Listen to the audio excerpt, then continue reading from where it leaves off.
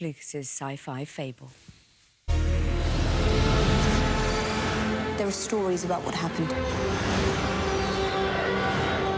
It's true. All of it.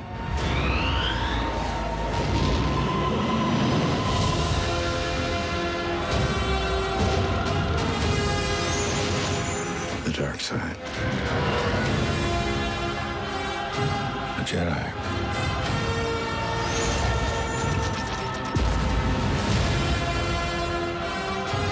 They're real.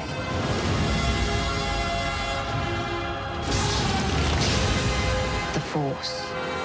It's calling to you.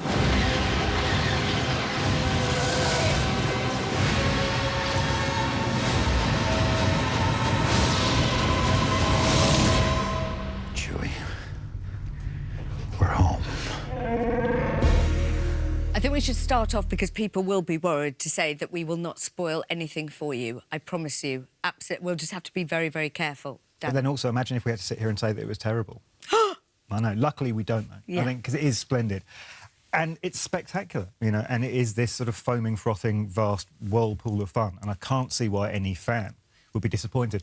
But I think more importantly than that, I think also there'll be grubby, snot-nosed 8 and 10 and 12-year-olds who also get brought along for the ride. And that is really important. I think that's more important than the fans. Because we were both veterans of playgrounds, you know, back in the 70s and the 80s. And actually at that point, what made Star Wars everything that it wasn't the fact that our mums and dads were into it, it's that it meant such a lot to us. We were kids. Yeah. We loved it. On the subject of grubby little offspring, we took ours and they loved it. I mean, we loved it. And I don't know whether you've read all the reviews, but Robbie Collin, who is a friend of the show, said that he cried 3 times. I mean, there were moments where I felt emotional, but then I looked at both our boys at the end who were, like, screaming, Mum, can we go again on Christmas Day? I don't have kids, but I'm sure they would have cried had they existed. I thought it was just great from an action point of view. Yeah. It reminded me a bit of Mad Max Fury Road this year, a film that understands the power and the primacy of action. It's just out the blocks. There's not a lot of expository dialogue.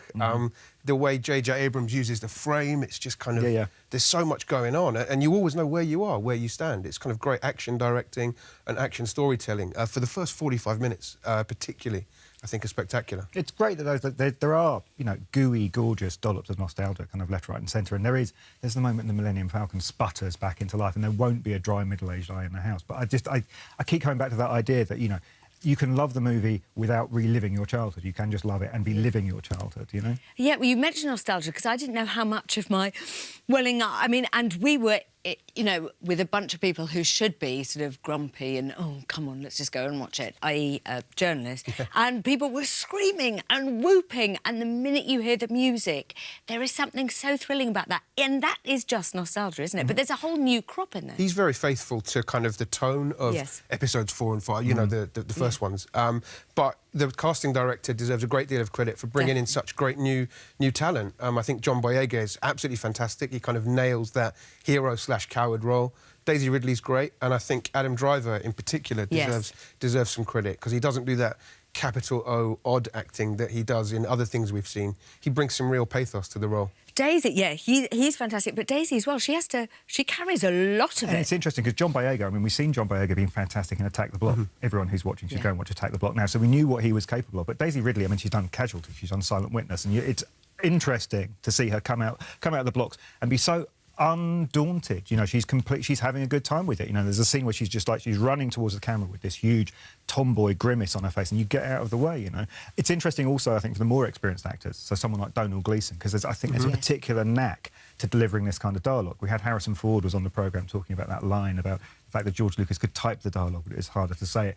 I think that's probably lots of technical terms and... Exactly, and so Domhnall Gleeson has to say, we're using the ventral cannons. And the ventral cannons are used. I hope that's not considered a spoiler. But he delivers it with, you know, he delivers it with connection. You know, he means it at that moment. I think that's the secret.